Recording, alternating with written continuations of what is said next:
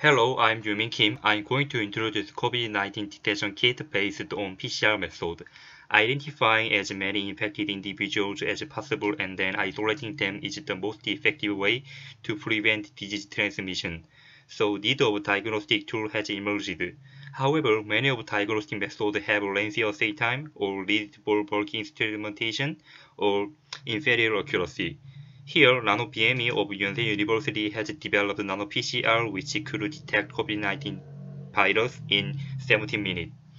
The reason they can diagnose the COVID-19 virus quickly is by using thermoplasmonic integrated with PCR and magnetoplasmonic nanoparticle, magnet also called MPNs. MPNs are able to control temperature through light and separate with nanoparticle and samples by magnetic. Now I'm going to introduce nanoPCR detail. They use N1 and N2 in SARS-CoV-2 genome for COVID-19 detection, and RPP30 indicator for specimen quality. nanoPCR have three detection process. First, thermoplasmonic RT-PCR. After taking a sample, put in the chamber of the kit, which is preloaded with RNA extraction reagent. And then debris washing and RNA extraction by pushing plunger. Transport the samples into a tube and mount the tube to the instrument. Then start the machine and PCR start. In this step, MPNs are used for regulating temperature by converting light to temperature. One sample is exported to light while the other samples are cooled.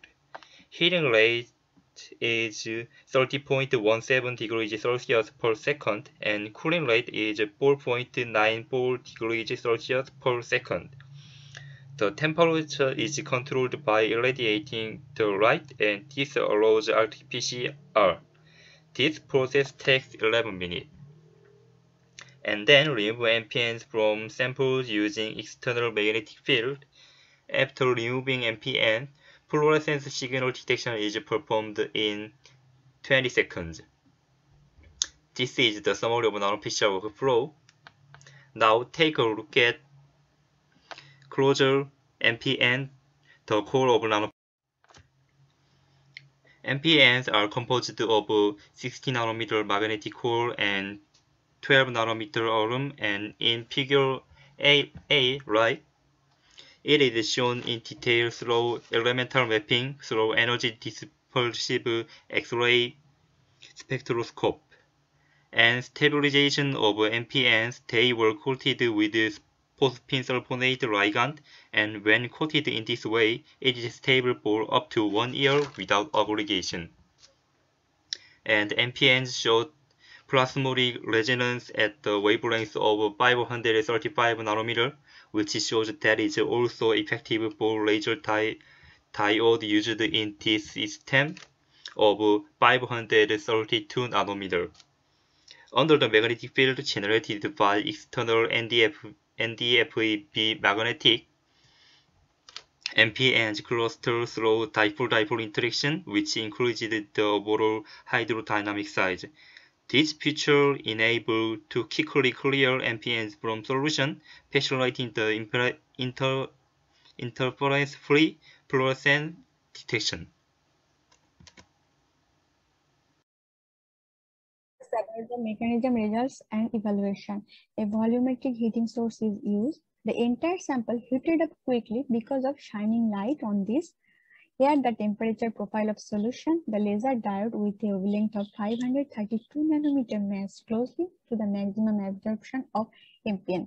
As a result, faster heating is induced. It happens only when the incident wavelength matches to the MPN's plasmonic resonance. Now let's see what's the effect of MPN concentration on the temperature profile. A linear increase in the temperature with MPN concentration agrees well with the experimental observations. The maximum increased temperature is at a concentration of air. From here, the heating effect started to degenerate. A high-speed plasmonic thermocycling profile of MPN solution is achieved by applying MPN plasmonic heating. Such fast cooling is possible because of small sample volume. This synchronized Ferris wheel system is tuned for multi-sample thermocycling, sample rotation, and laser illumination are synced to hit these three samples. Temperature profile is here. Individual heating profiles of sample are equally interleaved. That's why total cycling time remains the same. This continuous process is occurred by using a light source that is designed for a single PCR kit. Measured temperature profiles of a sample under nanoPCR, here the steps and time duration.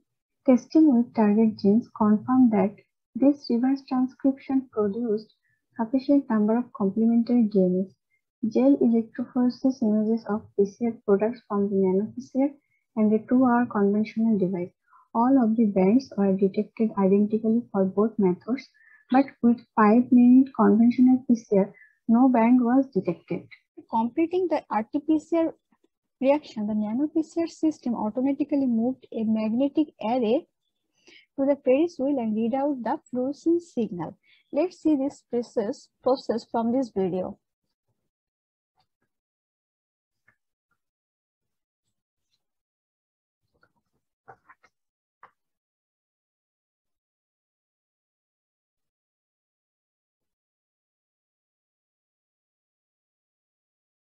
This is successful detection of N1, N2, and RPP30 genes before and after MFS application. To explain this point, nanoPCR is inherently limited to endpoint measurement because the assay detects signal only after PCR reaction. This is calculation and comparison of limit of detection, and it's higher. Specificity evaluation for different strains of coronavirus.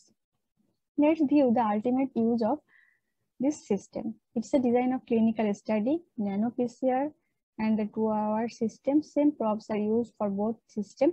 A known amount of control sample is used as a positive reference to present diagnostic accuracy. 150 COVID-19 patients where half are positive and half are negative. Specimens were tested for the virus using nanoPCR, and the positive and negative groups were accurately classified. False positive and false negative rates were 0%. It confirms very high statistical similarity with RT-PCR. Here, F values were significantly higher in the patients with COVID-19 than in controls. ROC curves. The area under curves was 1 for both N1 and N2. This is the further confirmation of diagnostic accuracy. Cutoffs from the previous ROC curves are applied. As like before, F values are significantly higher in the patients with COVID-19 than in controls, that is waterfall distribution. So overall, rapid nanoPCR diagnostics correctly classified all of the clinical tested sample. To conclude, this system is potential for COVID-19 detection. Here is the 2 advantages and acceptance of nanoPCR systems. Thank you for listening.